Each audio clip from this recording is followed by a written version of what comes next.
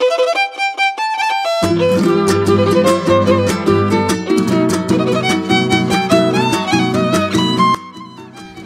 Everyone, কেমন আছো তোমরা সবাই?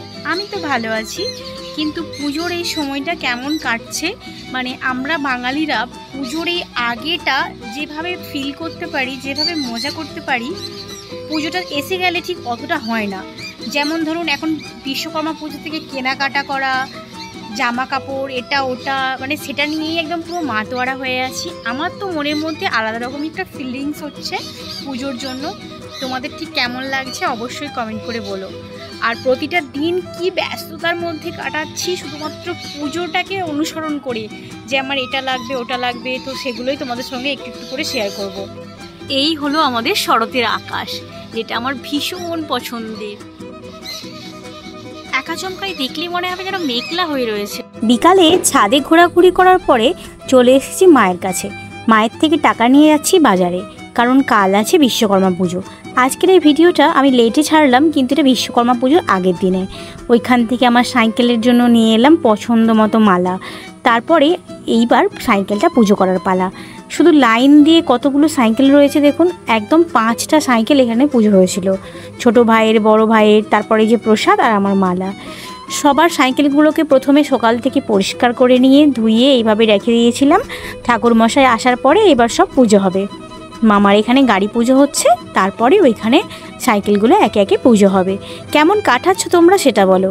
এই বিশ্বকর্মা পুজোর আগে থেকেই কিন্তু আমার মনে ভীষণ হাওয়া লেগে গেছে পুজো পুজো একটা ভাব। প্রতি বছরই এরকম একটা অদ্ভুত রকম ফিলিংস হয় জানেন, মানে কিছুই কিনতে যাওয়া দোকানে, সেগুলোকে সেলাই ধরাতে দেওয়া, এই সবগুলো করতে এত ভালো লাগে। আর একটা বিগ বিলিয়ন সেল, পার্পেলে এই সবগুলো যখন অফার দেয়, যে দুর্গাপুজো হিসাবে খুব বেশি কেনাকাটা করি বা নাই করি, কিন্তু আলাদা রকমই ফিলিংস এনে দেয় যে এবার আমাদের পুজোর জন্য দিচ্ছে। তো আমি আমার সাইকেলে মালাটা পরিয়ে দিয়েছিলাম। তো অন্যান্য বছরের মতো বাড়িতে একটু চাপ রয়েছে, সবাই প্রায় অসুস্থ, শরীর খারাপ, কিন্তু পুজোটা কোনো রকমভাবে মিস করতে চায় না। সত্যি খুব চুটিয়ে মজা করতে চায়, খাওয়া দাওয়া সব কিছুর মধ্য দিয়ে।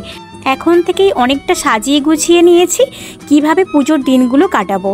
তো এই বিশ্বকর্মা পুজো থেকেই শুরু হলো মজা করা। এইবার ধীরে ধীরে প্রতিটা স্টেপ বাই স্টেপ, মহালয়া থেকে আরম্ভ করে প্রথমা, দ্বিতীয়া, তৃতীয়া, প্রতিটা দিন বিভিন্ন রকমভাবে প্রোগ্রাম সাজাবো আর তোমাদের সঙ্গে শেয়ার করতে থাকবো। সত্যি বলতে এই দিনগুলো সত্যি অসাধারণ বাঙালির কাছে। তো আমি তো খুব এই বিষয়ে ভীষণ গর্বিত যে আমি বাঙালি, কারণ এই যে দুর্গা পুজো, এটা আমার যে কতটা ফিলিংসে, শুধু আমার নয়, আমার মতো যারা আছে সবাইয়েরই এরমই লাগবে ঠিক। তো আমি সমস্ত দিনগুলোকে চুটিয়ে মজা করতে চাই আর তোমাদের সঙ্গে শেয়ার করতে চাই। তো আমার সাইকেলটা আজকে পুজো হয়ে গেল। শপিং করা তো প্রায় অনেক দিন থেকেই শুরু করে দিয়েছিলাম, প্রায় 1 মাস থেকে। জিনিসপত্রগুলো কেনাকাটা, আনা, সেলাই করানো সব কিছুই প্রায় হচ্ছিল, কিন্তু সেগুলো তোমাদের সঙ্গে অল্প অল্প করে শেয়ার করিনি।